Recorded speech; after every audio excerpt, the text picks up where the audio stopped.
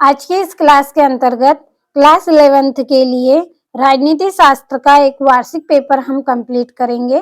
पूरा पेपर मैं आपको फुल सॉल्यूशन के साथ दूंगी। जितने भी क्वेश्चन है एक एक प्रश्न आंसर सहित मैं आपको बताऊंगी। तो चलिए बिना किसी देरी के शुरू करते हैं हमारे पहले प्रश्न को। तो ये आपका पहला प्रश्न, सही विकल्प चुनिए। पहला है, एक पदार्थ में 80% कार्बन और 20% हाइड्रोजन है, वह पदार्थ होगा। तो C2H6 इसका आंसर रहेगा। दूसरा है, परिवर्ती संयोजकता प्रदर्शित करते हैं, कौन करते हैं? संक्रमण तत्व। तीसरा है, शुद्ध जल की मोलरता है तो कितनी है? 55.6। अगला है, चुंबकीय क्वांटम संख्या संबंधित है तो इसका आएगा विन्यास से। चुंबकीय क्वांटम संख्या किससे संबंधित है? विन्यास से। पांचवा, सिग्मा बंध एवं पाई बंध से प्रबल होता है। क्या होता है? सिग्मा बंध पाई बंध से प्रबल होता है। छठा है, आयनन विभव न्यूनतम है किस पर? अक्रिय गैस पर। आयनन विभव जो न्यूनतम है वो किस पर है? अक्रिय गैस पर।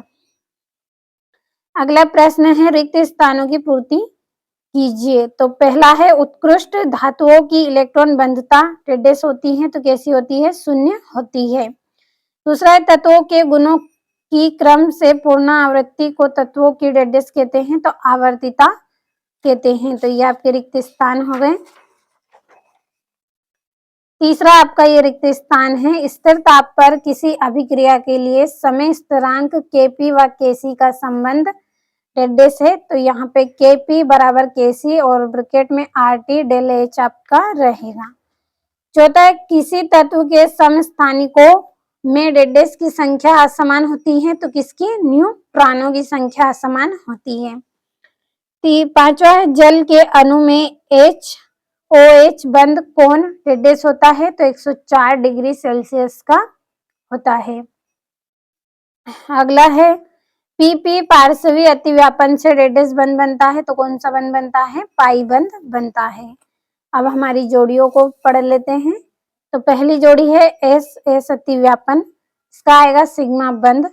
दूसरी है एंट्रोपी तो इसकी जोड़ी रहेगी उष्मागतिकी फलन।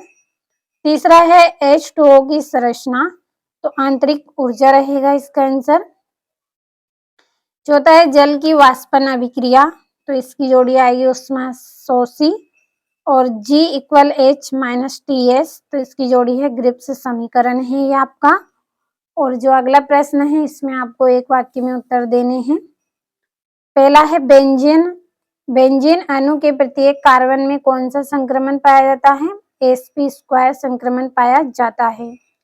दूसरा है, किस एंथैल्पी का मान सदैव ऋणात्मक होता है? तो दहन की एंथैल्पी का मान सदैव ऋणात्मक होता है। तीसरा है, एंट्रोपी क्या है? तो व्यवस्था की माप है एंट्रोपी। चौथा है, सोडियम किस ब्लॉक का तत्व है? तो S ब्लॉक का तत्व है सोडियम। पांचवा है, एथिलीन डाइब्रोमीन को जिंक चूर्ण के साथ गर्म करने पर क्या बनता है? तो एथिलीन बनता है। अगला जो प्रश्न है इसमें सत्य असत्य का चयन आपको करना है। और बाकी के जो प्रश्न हैं इनके आंसर की PDF तैयार कर ली है आपके लिए। अगर आप PDF लेना चाहते हैं तो इस वीडियो के डिस्क्रिप्शन में आपको नंबर दिए जाएंगे, कॉल करिएगा, आपको PDF मिल जाएगी। तो अब हमारा जो पांचवा प्रश्न है इसको समझ लेते हैं। पांचवे का पहला है आपका, 1 लीटर जल में H2O के मोलों की संख्या 55.5 मोल होती है तो ये आपका सत्य रहेगा। दूसरा है, कैथोड किरणें धनावेशित कणों का प्रवाह करती हैं तो ये आपका सत्य है।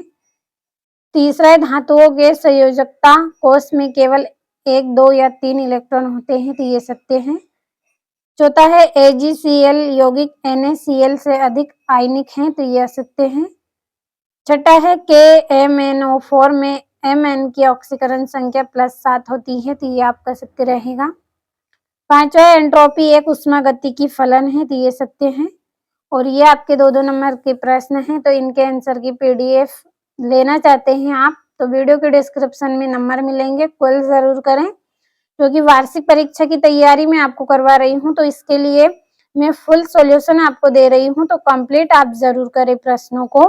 तो छठा प्रश्न है, द्रव्यमान संरक्षण का नियम क्या है? इस नियम की आधुनिक स्थिति क्या है? किसी विलयन की मोललता को परिभाषित आपको करना है और एनोड किरणें कैसे उत्पन्न होती है उसके गुण लिखना है। और 9वां है उत्कृष्ट गैसों की इलेक्ट्रॉन बंधुता शून्य होती है क्यों? तो अच्छे से स्क्रीनशॉट ले और कंप्लीट करें। ये आपका 10वां है सिग्मा बंध एवं पाई बंध में अंतर स्पष्ट करें।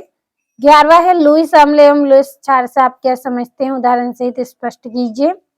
12वां है एल्किन किस प्रकार की समव्ययता दर्शाते हैं, उदाहरण सहित स्पष्ट कीजिए। और क्रोमेटोग्राफी किसे कहते हैं और ली सर्तेलिए नियम के आधार पर किसी उत्क्रमणीय अभिक्रिया की समव्यवस्था पर पड़ने वाले प्रभाव को लिखना है। 15वां है विद्युत अपघटनी सेल तथा विद्युत रासायनिक सेल में अंतर लिखना है। किसी कार्बनिक यौगिक में सल्फर का परीक्षण किस प्रकार किया जाता है? एल्किन बनाने की प्रयोगशाला विधि का सचित्र वर्णन करना है 4 नंबर में। और पाउली का अपवर्जन नियम उदाहरण सहित लिखिए और इसकी उपयोगिता भी आपको बतानी है। तो एक एक प्रश्न का आंसर आपको मिलेगा पीडीएफ के सहित। केवल पीडीएफ अगर आपको प्राप्त करना है तो वीडियो के डिस्क्रिप्शन में नंबर दिए जाएंगे, कॉल करिए। आसान से आसान भाषा में आपको इन प्रश्नों के उत्तर मिलेंगे, तो कॉल जरूर करें। और आज की इस क्लास में हमने रसायन शास्त्र के 20 प्रश्न पढ़े हैं, तो कंप्लीट आप जरूर करें इन प्रश्नों को।